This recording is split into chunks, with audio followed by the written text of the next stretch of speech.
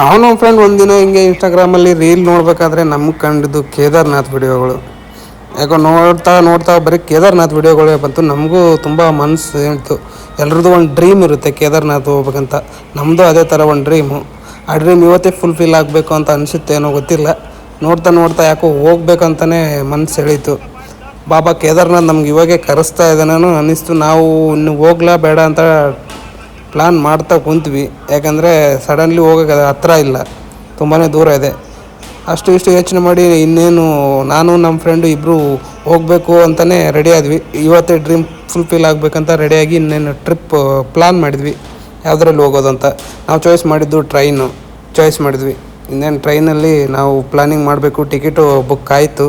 2 ಡೇಸಲ್ಲಿ ಇದೆ ಅಂತ ಗೊತ್ತಾಗಿ ರಜೆ ಗಿಜೆ ತೊಗೊಂಡು ಬ್ಯಾಗ್ ರೆಡಿ ಮಾಡಿಕೊಂಡು ನಾವು ಹೋಗಿ ಯಶವಂತಪುರ ರೈಲ್ವೆ ಸ್ಟೇಷನಲ್ಲಿ ತಲುಪಿದ್ವಿ. ಇನ್ನೇನು ಟ್ರೈನ್ ಬರೋ ಸಮಯ.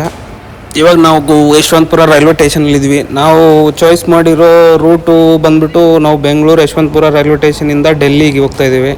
ಇಲ್ಲಿಂದ ಡೆಲ್ಲಿ ಟಿಕೆಟ್ ಬುಕ್ ಮಾಡಿದ್ವಿ ಟ್ರೈನಲ್ಲಿ. 2 ಡೇಸ್ ಜರ್ನಿ ಆಗುತ್ತೆ ಡೆಲ್ಲಿಗೆ. ಡೆಲ್ಲಿಯಿಂದ ಹರಿದ್ವಾರದಿಂದ ಸೋನ್ ಪ್ರಯಾಗಿಂದ ಗೌರಿಕುಂಡದಿಂದ ಕೇದಾರ್ನಾಥ್ ಟೆಂಪಲ್ಗೆ ಬೈ ವಾಕ್ ಹೋಗಬೇಕು. ಟೋಟಲ್ ಇಲ್ಲಿಗೆ ಹೋಗ್ಬೇಕಾದ್ರೆ ನಮ್ಗೆ ಡೆಲ್ಲಿಗೆ 2 ಡೇಸ್ ಆಗುತ್ತೆ. ಡೆಲ್ಲಿಯಿಂದ ಹರಿದ್ವಾರ ಹೋಗ್ಬೇಕಾದ್ರೆ ಆ ಕಡೆ 7 ಅವರ್ಸ್ ಜರ್ನಿ ಆಗುತ್ತೆ ಟ್ರೈನಲ್ಲಿ. ಆ ಕಡೆಯಿಂದ ಹರಿದ್ವಾರದಿಂದ ಸೋನ್ಪ್ರಯಾಗ್ಗೆ ಬಸ್ಸಲ್ಲಿ ಒಂದು ಫುಲ್ ಡೇ ಒಂದು 10 ಅವರ್ಸ್ ಜರ್ನಿ ಆಗುತ್ತೆ ಅಂತ ಹೇಳಿದ್ದಾರೆ. ಯಾಕಂದರೆ ಆ ಕಡೆ ಲ್ಯಾಂಡ್ ಸ್ಲೈಡಿಂಗ್ ಎಲ್ಲ ಇರುತ್ತೆ, ಆ ಥರ ಅಂತ ತಿಳ್ಕೊಂಡು ಇನ್ನು ಹೋಗ್ತಾಯಿದ್ದೀವಿ. ಇವಾಗ ಟ್ರೈನಲ್ಲಿದ್ದೀವಿ. ನಮ್ಮಂಥವ್ರು ಇಂಡಿಯಾದಲ್ಲಿ ಎಲ್ಲಿ ಬೇಕಾದರೂ ಓಡಾಡಬೇಕಂದ್ರೆ ಟ್ರೈನ್ ಚೂಸ್ ಮಾಡ್ಕೊಳ್ಳೋದೇ ಬೆಸ್ಟ್. ಯಾಕಂದರೆ ತುಂಬ ಕಡಿಮೆ ಬಜೆಟಲ್ಲೇ ನಾವು ಇಂಡಿಯಾದಲ್ಲಿ ಎಲ್ಲಿ ಬೇಕಾದರೂ ಮೂಲೆಯಲ್ಲಿ ಟ್ರಾವೆಲ್ ಮಾಡ್ಬೋದು. ಯಾಕಂದರೆ Indian railway all over India ಎಲ್ಲ ಕಡೆನೂ ಇದೆ. ಹಂಗೆ ತುಂಬ ಕಮ್ಮಿ ಬಜೆಟಲ್ಲಿ ನಾವು ಇನ್ನೂ ಯಾರ್ಯಾರು ನಮ್ಮ ಚಾನಲ್ ಸಬ್ಸ್ಕ್ರೈಬ್ ಮಾಡಿಲ್ಲ, ಪ್ಲೀಸ್ ಸಬ್ಸ್ಕ್ರೈಬ್ ಮಾಡಿ. ಕೇದಾರ್ನಾಥ್ ಹೋಗಿ ಬರೋ ಪಿನ್ ಟು ಪಿನ್ ಪ್ಲಾನ್ ಕೊಡ್ತೀನಿ, ಬಜೆಟಲ್ಲಿ ಹೋಗಿ ಬರೋದು. ಪ್ಲೀಸ್ ಸಬ್ಸ್ಕ್ರೈಬ್ ಮಾಡಿ, ಸಪೋರ್ಟ್ ಮಾಡಿ. ಈ ಕೇದಾರ್ನಾಥ್ ಟ್ರಿಪ್ ಮುಗಿಯೋದ್ರಾಗೆ ನಮ್ಮ ಚಾನಲ್ ಎಷ್ಟು ಸಬ್ಸ್ಕ್ರೈಬರ್ ಬರ್ತಾರ ನೋಡೋಣ. ಕೇದಾರ್ನಾಥ್ ಯಾತ್ರೆ ಮಾಡಬೇಕು ಅನ್ನೋದು ಎಲ್ರದ್ದು ಕನಸಾಗಿರುತ್ತೆ. ಸೊ ನಮ್ಮದು ಅದೇ ಥರ ಕನಸಾಗಿತ್ತು. ಬಟ್ ಅದು ಯಾವಾಗ ಸಡನ್ಲಿ ಹೋಗ್ಬೇಕು ಅನಿಸುತ್ತೋ ಗೊತ್ತಾಗಲ್ಲ. ನಮ್ಗೆ ಇವಾಗ ಹೋಗ್ತೀವಿ ಅಂತ ನಾವೇ ಕನಸಲ್ಲೂ ಅಂದ್ಕೊಂಡಿರಲಿಲ್ಲ. ಅದೇನೋ ಸಡನ್ಲಿ 2 ಡೇಸಲ್ಲೇ ಪ್ಲ್ಯಾನ್ ಮಾಡಿಕೊಂಡು ರೆಡಿಯಾಗಿ ಹೋದ್ವಿ. ಹೆಂಗೆ ರಜೆ ಕೂಡ ಹೆಂಗೆ ಸಿಕ್ತಂತ ಗೊತ್ತಿಲ್ಲ. ನಾವು ಹೋಗೋಕ್ಕೆ ಫುಲ್ಲು ಏನೂ ರೆಡಿನೇ ಆಗಿಲ್ಲ. ಸಡನ್ಲಿ 2 ದಿವಸದಲ್ಲೇ ಎಲ್ಲನೂ ರೆಡಿಯಾಗಿ ಹೋಗ್ತಾಯಿದ್ವಿ. ಸೊ ಅದು ಹೆಂಗಾಯಿತು ಏನಾಯಿತು ನಮಗೂ ಗೊತ್ತಿಲ್ಲ. ಬಟ್ ಹೋಗ್ತಾಯಿದ್ವಿ, ಬನ್ನಿ ಹೋಗಿ.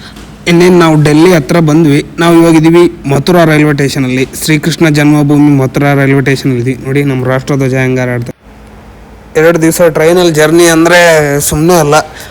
ಬರೋ ಸ್ನ್ಯಾಕ್ಸ್ ಎಲ್ಲ ತಿನ್ಕೊಂಡು, ಟೀ ಕಾಫಿ ಕುಡ್ಕೊತು, ಕಿಟಕಿಲಿ ಡೋರಲ್ಲಿ ಕೂತ್ಕೊಂಡು, ಡೋರಲ್ಲಿ ನಿಂತ್ಕೊಂಡು, ಟ್ರೈನಲ್ಲೆಲ್ಲ ಓಡಾಡಿಕೊಂಡು ಹಂಗೂ ಹಿಂಗೂ ಮಾಡಿ ನಾವು ರೀಚ್ ಆಗಬೇಕಿರೋ ಪಾಯಿಂಟ್ ಡೆಲ್ಲಿ ಹತ್ರ ಬಂದ್ವಿ. ಈ ಕಡೆ ಡೆಲ್ಲಿ ಹತ್ತತ್ರ ಬಂದರೆ ತುಂಬ ಸೆಕೆ ಅಂದರೆ ಸೆಕೆ.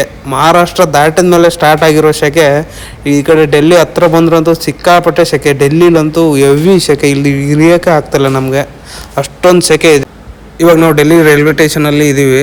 ಇಲ್ಲಿ ಸಿಕ್ಕಾಪಟ್ಟೆ ಬಿಸಿಲಿದೆ, ಸೆಕೆ ಇದೆ. ನಾವು ಅದರಲ್ಲಿ 2 ದಿವಸ ಟ್ರೈನಲ್ಲಿ ಜರ್ನಿ ಮಾಡಿದ್ವಿ, ಫ್ರೆಶ್ ಆಗಿಲ್ಲ. ತುಂಬ ನಮಗಂತೂ ಸಿಕ್ಕಾಪಟ್ಟೆ ಸೆಕೆ ಅನ್ನಿಸ್ತು. ನಮಗೆ ಇವಾಗ ಹರಿದ್ವಾರ ಹೋಗ್ಬೇಕಾದ್ರೆ ಟ್ರೈನ್ ಅದು ಇನ್ನೂ 2 ಅವರ್ಸ್ ಲೇಟ್ ಇದೆ. ಅದಕ್ಕೋಸ್ಕರ ಏನು ಮಾಡ್ಬೇಕಂದ್ರೆ ಇಲ್ಲೇ ಡೆಲ್ಲಿ ರೈಲ್ವೆ ಸ್ಟೇಷನಲ್ಲಿ AC ರೂಮ್ಗಳಿವೆ. 100 ರೂಪೀಸ್ ಕೊಟ್ಟರೆ 1 ಅವರ್ ವೆಯ್ಟ್ ಮಾಡ್ಬೋದು AC ರೂಮಲ್ಲಿ. ಸೊ ನಾವು ಅದೇನು ಮಾಡೋದಂತ ಹೋಟೆಲಲ್ಲಿ ಹೋಗಿ AC ಹೋಟೆಲಲ್ಲಿ ಹೋಗ್ಬಿಟ್ಟು ಊಟ ಮಾಡಿದ್ವಿ. ಇನ್ನೇನು ನಮ್ಮ ಟ್ರೈನ್ ಬರೋ ಹೊತ್ತಾಯಿತು.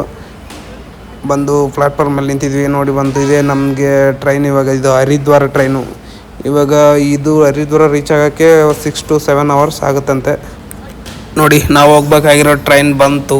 ಇದೇ ನಮ್ಮದು ಡೆಲ್ಲಿಯಿಂದ ಹರಿದ್ವಾರಕ್ಕೆ ಕರ್ಕೊಂಡು ಹೋಗೋ ನಮ್ಮ ಇಂಡಿಯನ್ ರೈಲ್ವೆ. ಇವಾಗ ನಮಗೆ ಇಲ್ಲಿ ಸೀಟ್ ಸಿಗೋದು ಕಷ್ಟ, ಯಾಕಂದರೆ ಬುಕ್ಕಿಂಗ್ ಮಾಡಿಲ್ಲ. ಅಂತೂ ಇಂತೂ ಯಾವುದೋ ಸೀಟ್ ಸಿಕ್ತು. ಈ ಕಡೆ ಬಂದರೆ ಮಾತ್ರ ಸಿಕ್ಕಾಪಟ್ಟೆ ಸೆಕೆ. ನಮ್ಮ ಕಡೆನೇ ಬೆಸ್ಟ್ ಅನಿಸುತ್ತೆ. ಇವಾಗ ಎಲ್ಲೇ ಹೋದರೂ ನಮ್ಮೂರೇ ಬೆಸ್ಟ್ ಅನಿಸುತ್ತೆ. ಅಂತಂತೂ ನಾವು ಹರಿದ್ವಾರ ರೀಚ್ ಆದ್ವಿ ಸೆಕೆ ಒಳಗೆ. ನೋಡಿ ಇದೇ ಹರಿದ್ವಾರ ರೈಲ್ವೆ ಸ್ಟೇಷನ್. ಸಾಧುಗಳು ಕಂಡ್ರು ನೋಡಿ, ಇಲ್ಲಿಂದನೇ ಸ್ಟಾರ್ಟ್ ಸಾಧುಗಳು. ಹರಿದ್ವಾರ ರೈಲ್ವೆ ಸ್ಟೇಷನ್ಗೆ ನಾವು ಇಂತೂ ರೀಚ್ ಆದ್ವಿ. ನಾವು ಪ್ಲ್ಯಾನ್ ಮಾಡಿರೋ ಪ್ರಕಾರ ಇವತ್ತೊಂದು ದಿವಸ ನೈಟ್ ಇಲ್ಲೇ ಸ್ಟೇ ಮಾಡ್ಬೇಕಂತ ಮಾಡಿದ್ವಿ. ಯಾಕಂದರೆ 2 ದಿವಸ 3 ದಿವಸ ಆಯಿತು ಹತ್ತತ್ರ ಟ್ರೈನಲ್ಲಿ ಜರ್ನಿ ಮಾಡ್ತಾನೇ ಇದ್ದೀವಿ. ಫ್ರೆಶ್ ಆಗಿಲ್ಲ, ಏನಾಗಿಲ್ಲ, ತುಂಬ ಕರೆಕ್ಟಾಗಿ ನಿದ್ದೆ ಆಗಿಲ್ಲ. ಸೊ ಅದಕ್ಕೋಸ್ಕರ ಇವತ್ತೊಂದು ದಿವಸ ಇಲ್ಲೇ ಎಲ್ಲಾದರೂ ರೂಮ್ ಮಾಡಿಕೊಂಡು ಹರಿದ್ವಾರದಲ್ಲಿ ರೆಸ್ಟ್ ಮಾಡಿ ಫುಲ್ಲಾಗಿ ಫ್ರೆಶ್ ಆಗಿ ನಾಳೆ ಬೆಳಗ್ಗೆ ನಾವು ಮುಂದಕ್ಕೆ ಹೋಗ್ಬೇಕಂತ ಪ್ಲ್ಯಾನ್ ಮಾಡಿದ್ವಿ. ಮತ್ತು ಅದು ಅಲ್ಲದೆ ಇವಾಗ ಹರಿದ್ವಾರದಿಂದ ಆ ಕಡೆ ಮುಂದೆ ಸೋನ್ ಪ್ರಯಾಗ ಹೋಗ್ಬೇಕಂದ್ರೆ ಯಾವಾಗಂದ್ರೆ ಆವಾಗ ನಮಗೆ ಬಸ್ಸುಗಳು ಸಿಗೋಲ್ಲ, ಮತ್ತು ಅಲ್ಲಿಗೆ ಟ್ರೈನು ಇಲ್ಲ. ಯಾಕಂದರೆ ಓನ್ಲಿ ಬೆಳಗ್ಗೆ 5 ಗಂಟೆಯಿಂದ ಸ್ಟಾರ್ಟ್ ಆಗೋದು ಬಸ್ ಅಷ್ಟೇ. ಅದು ಬಿಟ್ಟರೆ ಆಮೇಲೆ ಮಧ್ಯಾಹ್ನ ಎಲ್ಲ ಹೋಗ್ಬೇಕಂದ್ರೆ ಬಸ್ ಅಂತೂ ಸಿಗೋಲ್ಲಂತ ಇಲ್ಲಿಂದ. ಸೊ ಅದಕ್ಕೋಸ್ಕರ ನಮ್ಗೆ ರೆಸ್ಟ್ ಮಾಡಿದಂಗೆ ಆಗುತ್ತೆ, ಮತ್ತು ಕರೆಕ್ಟಾಗಿ ಬೆಳಗ್ಗೆ ಹೋದರೆ ಕರೆಕ್ಟ್ ಆಗುತ್ತಂತ ಇವತ್ತು ಇಲ್ಲಿ ರೂಮ್ ಮಾಡೋಕ್ಕೆ ಪ್ಲ್ಯಾನ್ ಮಾಡಿದ್ವಿ. ಸೊ ಅದಕ್ಕೆ ರೂಮ್ ಮಾಡಿಕೊಂಡು ಬೆಳಗ್ಗೆ 5 ಗಂಟೆಗೆ ಇಲ್ಲಿಂದ ಬಸ್ ಇದ್ದಾವಂತೆ. ಆ 5 ಗಂಟೆಗೆ ಬಸ್ಸಲ್ಲಿ ಹೋದ್ರೇ ಹೋಗ್ಬೋದು, ಇಲ್ಲಾಂದರೆ ಲೇಟ್ ಆದರೆ ಮತ್ತೆ ಬಸ್ ಸಿಗ್ಬೇಕಾದ್ರೆ ಮತ್ತೆ ನೆಕ್ಸ್ಟ್ ಡೇನೇ ಹೋಗ್ಬೇಕಂತೆ. ಬರೀ ಬೆಳಗ್ಗೆ ಅಷ್ಟೇ ಇಲ್ಲಿಂದ ಹರಿದ್ವಾರದಿಂದ ಸೋನ್ ಪ್ರಯಾಗಕ್ಕೆ ಬಸ್ಗಳಿರೋದು. ಸೊ ಅದಕ್ಕೋಸ್ಕರ ನಾವು ಇಲ್ಲಿ ರೆಸ್ಟ್ ಮಾಡಿಬಿಟ್ಟು ಬೆಳಗ್ಗೆ ಎದ್ದು ಸೋನ್ ಪ್ರಯಾಗ್ಗೆ ಹೋಗ್ಬೇಕು ಬಸ್ ಹಿಡ್ಕೊಂಡು. ಅದು 5 ಗಂಟೆಗೆ ಇರುತ್ತಂತೆ. ಅಡ್ವಾನ್ಸ್ ಬುಕ್ಕಿಂಗು ಮಾಡ್ಬೋದು, ಇಲ್ಲಾಂದರೆ ನಾರ್ಮಲಾಗಿ ಬಂದರೂ ಸಿಗುತ್ತಂತೆ. ಸಿಕ್ಕಾಪಟ್ಟೆ ಬಸ್ಗಳು ಇರುತ್ತೆ. ಅದು ಬಸ್ ಅಂದರೆ ಟೆಂಪೋ ಥರ, ನಮ್ಮ ಕಡೆ ಟೆಂಪೋ ಅದೆಲ್ಲ ಆ ಥರ ಹೋಗ್ತವೆ, ಅವೆಲ್ಲ ಇರ್ಬೋದು. ನೋಡಿ ಹರಿದ್ವಾರ ರೈಲ್ವೆ ಸ್ಟೇಷನ್ ಎಷ್ಟು ಚೆನ್ನಾಗಿದೆ, ಎಲ್ಲ ಶಿವನ ಮೂರ್ತಿಗಳು. ಈ ಕಡೆ ಪಕ್ಕದಲ್ಲೇ ನದಿ ಇದೆ, ತುಂಬ ಚೆನ್ನಾಗಿದೆ ಇದು ರೈಲ್ವೆ ಸ್ಟೇಷನ್. ಈ ಥರ ರೈಲ್ವೆ ಸ್ಟೇಷನ್ ನಾವು ಎಲ್ಲಿ ನೋಡಿರಲಿಲ್ಲ ನಮ್ಮ ಕಡೆ. ಚೆನ್ನಾಗಿದೆ ರೈಲ್ವೆ ಸ್ಟೇಷನ್ ಒಳಗೆ. ಹೊರಗಡೆನೇ ಈ ಥರ ಎಲ್ಲ ನೋಡಿ ಮೂರ್ತಿಗಳು ಶಿವಂದು, ತುಂಬ ಚೆನ್ನಾಗಿದೆ, ನೋಡಿ ಖುಷಿ ಆಯಿತು. ಸೊ ಇನ್ನೇನು ಕತ್ಲಾಯಿತು, ನಾವು ಹೋಗ್ಬಿಟ್ಟು ರೂಮ್ ಮಾಡಿಕೊಂಡು ಇನ್ನೇನು ರೆಸ್ಟ್ ಮಾಡ್ಬೇಕು, ಊಟ ಮಾಡಿಕೊಂಡು. ಸಿಕ್ಕಾಪಟ್ಟೆ ನಿದ್ದೆ ಬರ್ತಾಯಿದೆ, ಮತ್ತು ಸಿಕ್ಕಾಪಟ್ಟೆ ಸೆಕೆ ಅಂದರೆ ಸೆಕೆ. Okay friends,